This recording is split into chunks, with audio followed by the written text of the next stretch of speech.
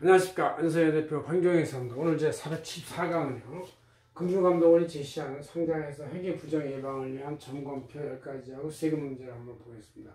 기본적으로 회사는 이제 매년 재무상태표하고 손익계산서를 공시하죠. 그래서 재무상태표에는 자산이 있고 고정자산이 있고 기타 자산이 있는데 부채가 있고, 여기에서 이런 자산의 금액을 플러스 한다든가 마이너스 한다든가 부채를 마이너스 한다든가 이렇게 해서 이제 뭔가 회계 분식이 일어나서 분식회계에 따라서 이익이 플러스가 되기도 하고 마이너스 내려가기도 하고 그런다는 얘기죠. 손익계산서에도 매출과 원가를 분리해가지고 실적을 과대계산한다든가 아니면 매출만 과대해서 이익을 또 부풀이고 해가지고 이제 하대계산 이렇게 해서 이제 나름대로 이익 관리를 하고 또 이익을 좀 과대 계산해서 주가도 유지하고 자기 실적도 보수를 해서 상여금도 많게 하는 게 이제 이 상장회사들의 유의인데, 저희 회계사들도 항상 그런 것은 첫째 예방하지만 시달리고 있고 협박에 그렇지만 이제 우선 안세정전을 10월 13일자에 내지에 이렇게 쓴 거를 제가 출력 원전을 하고 있고요. 그걸 강의하는 것이죠. 그래서 이렇게 출력을 해놨으니까 보시면 되겠습니다.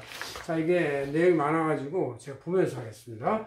자, 이게 먼저 우리가 실적 부풀리기를 하려면 매출 부분부터 있는데, 총판회사, 자명회사 이런 거를 이제 만들어가지고 대량 판매를 해서 밀어내기 매출을 한다 이런 얘기죠. 이럴 때 이제 허위계상의 매출이 이제 밀어내기 매출이 올라가면서 여기 유동 매출 채권도 이제 올라가는데, 이런 것이 이제 회수불능의 채권이 된다 그런 얘기죠.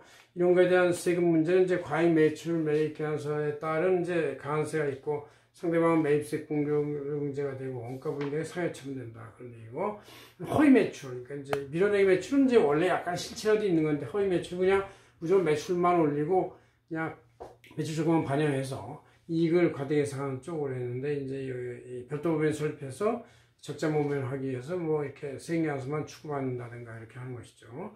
그래서 허위 매출에 대응하는 원가나 민감 및 송금 물산입된다 이런 얘기죠.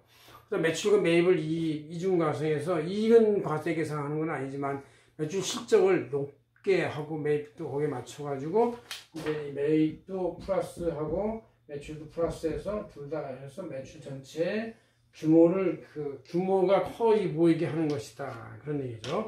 부풀리기다. 관련 대응 원가인 매입 원재료 송금물 사입된다 이런 얘기죠. 이렇게 매출을 가지고 제일 많이 이제 손을 대는 게 이제 이제 일반적 관행이고, 그다음 이제 자산에서 매출 채권을 과대 계산한 거 아까 매출 실적 부풀리기 때문에 자동으로 나오는 것이죠. 그래서 내부 임직원의 회사 자금 횡령 매출 조건을 계산하기도 하고, 그래서 이것은 이제 세무적으로는 임직원의 상여처분 소득을 세금 추징이 된다는 얘기죠.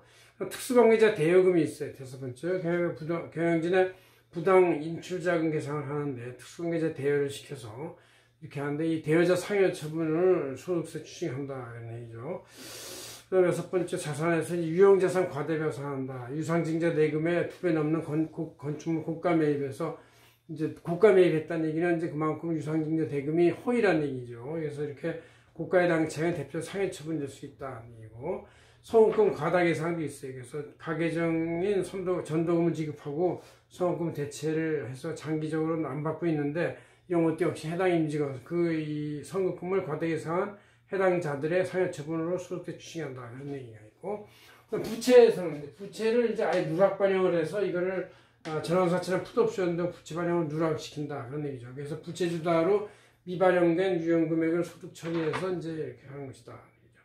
그다음 이제 특수관계자를 이용한 또 손익계산이 있는데, 손익 조정이 있는데, 종속회사의 손익 조정한다. 그래서 해 자회사의 매출 과소 반영하고 과대 계산을 해서 이렇게 하면 이제 통합 연결 이익이 이제 더 과대 계산되거나 손실이 발생되지 않아가지고 되는데, 이것이 이제 법인세를 과세시키는 문제가 생긴다는 얘기죠.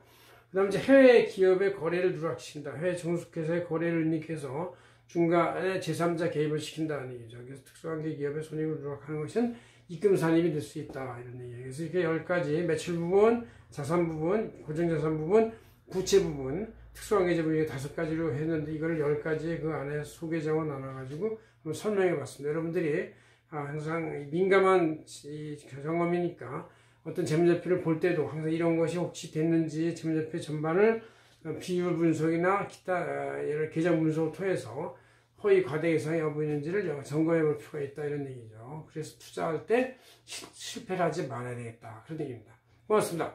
안성현 대표 반정형이었습니다.